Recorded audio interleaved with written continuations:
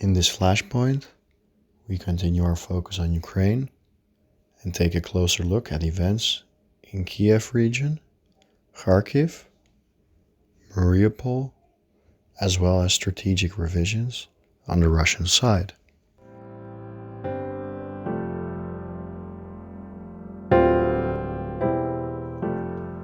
On Monday, it became known that a Ukrainian mayor and her family were reportedly killed execution style and thrown in a pit by Russians, according to local residents.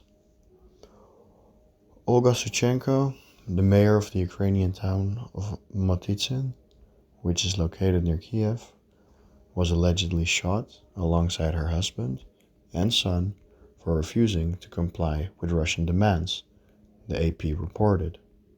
The residents who spoke to the news outlet was identified only as a man named Oleg for security reasons.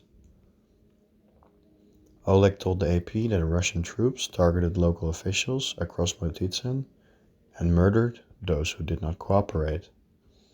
After the mayor and her family were shot, the man said they were thrown into a pit behind a plot of land that contained 3 houses that Russian forces occupied. Prior to Oleg's account, Suchenko and her family had been reported as kidnapped by Russian forces. Ukrainian Deputy Prime Minister Irina Vereshchuk confirmed the mayor's murder to the news outlet on Sunday and said there are currently 11 other mayors or community leaders being held in Russian captivity across Ukraine. The news of the mayor's murder resembles, in my opinion, similar stories in the Kyiv region, for example in Bucha, where hundreds of civilians are believed to have been killed during the exodus of Russian troops. On Tuesday, in a grand de-escalation of objectives, Sergei Rutskoy, the head of the Russian General Staff's main operational directorate, declared that the, quote, liberation, end quote, of Donbass would be Russia's priority in Ukraine, a big come down from wanting to demilitarize, quote, the country and topple its government. These diminished objectives can be seen in Russia's reworked deployment in Ukraine. The UK's Minister of Defense tweeted that prioritizing the eastern axis of invasion, Russian forces were reorganizing and redeploying in the Donbass region to accelerate their offensive. Troops, including mercenaries from the Wagner Group, have reportedly been deployed there. Russia has had 5 main axes of attack into Ukraine until now: the capital Kyiv, Chernihiv and Sumy in the north, Kharkiv in the northeast, Donetsk and Luhansk in the east, and Kherson in the south. Large parts of Donetsk and Luhansk, which together make up the Donbass region, are controlled by Russian-backed separatists. According to a DC-based think tank, the Institute for the Study of War, which we covered on this channel before, right when a war broke out, as of Sunday, Russia had considerably thinned down troops around the Kyiv axis, which was formerly the invasion's primary focus. Reports also suggest that Russia is withdrawing forces from the northern axis of Chernihiv. However, the war continues, and heavy fighting continues on the other axis of invasion.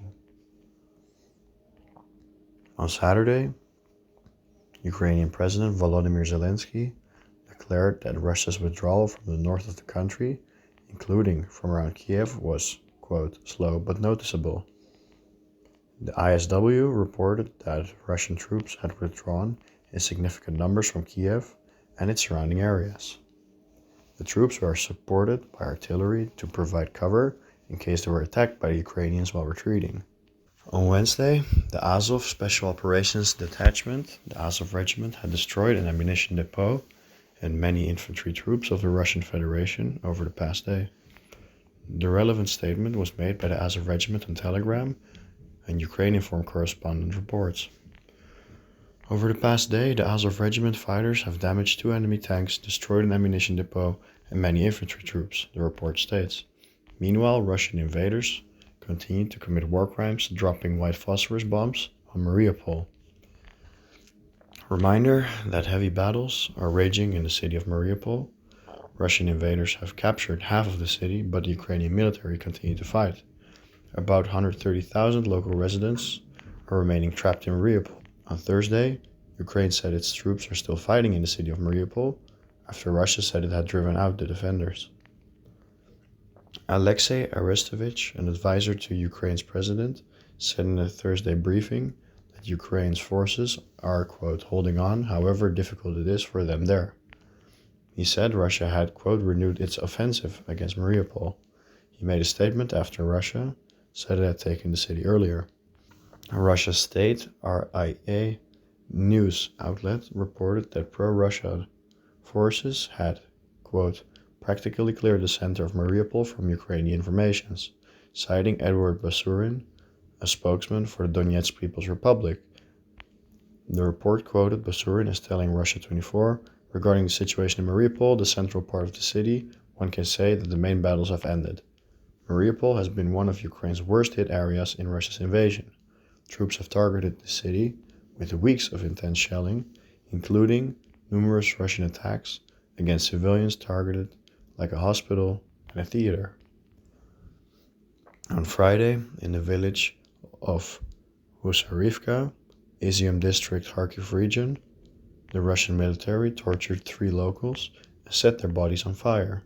Quote, under the procedural guidance of the Izium district prosecutor's office, a pre-trial investigation was launched into violations of the law and customs of war, combined with premeditated murder, Part 2 of Article 438 of the Criminal Code of Ukraine. According to investigators, during the capture of Husarivka, the Russian military tortured 3 locals and then set their bodies on fire. To eliminate the traces of their crimes, before the arson, the Russians covered the bodies of those killed with car tires. The burnt remains of 3 people were found in the basement after the village was liberated from the invaders on April 7th. As reported, 14 people were injured and 1 woman was killed in the enemy shelling of Kharkiv and the district on April 7th. The Izium direction remains critical.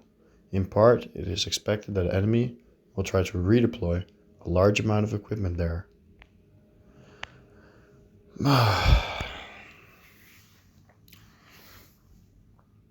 The next few days are going to be critical.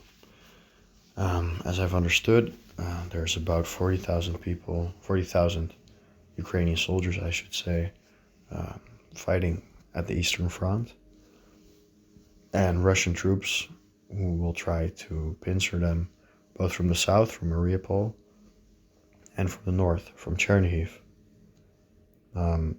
If these 40,000 soldiers, the 40,000 Ukrainian soldiers, are separated from their supplies from the rest of the country, they will most likely die or be captured.